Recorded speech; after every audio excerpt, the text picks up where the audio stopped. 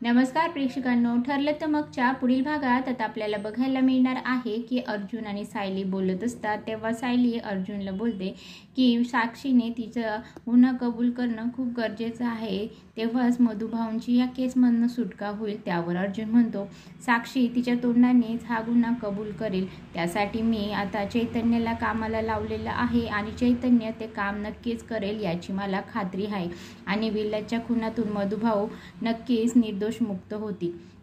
आता इकडे चैतन्यनी त्याचा मोबाईल एका ठिकाणी ठेवून त्यामध्ये व्हिडिओ शूट करण्यासाठी कॅमेरा ऑन करून ठेवलेला असतो आणि मग तो साक्षी समोर जातो आणि साक्षीला बोलतो की विलाचा खून झाला त्या रात्री तू तिकडे आश्रमात होती का हे मला सांग, जेणेकरून तुला मी ह्या केसमधनं नक्की सोडू शकेल।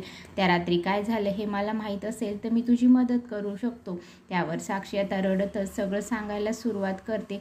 आता साक्षी चैतन्याला सर्व खरं खरं सांगेल का, हे सगळं बघण्यासाठी माझ्या चॅनलला म्हणजे स्वराज मराठीला सबस्क्राईब करा। अजून सबस्क्राईब केलं नसेल तर नक्की करा आणि व्हिडिओ आवडला असेल तर लाईक करा, बेल आयकॉन दाबायला विसरू नका। परत भेटू असेच नवनवीन व्हिडिओ घेऊन, तोपर्यंत नमस्कार।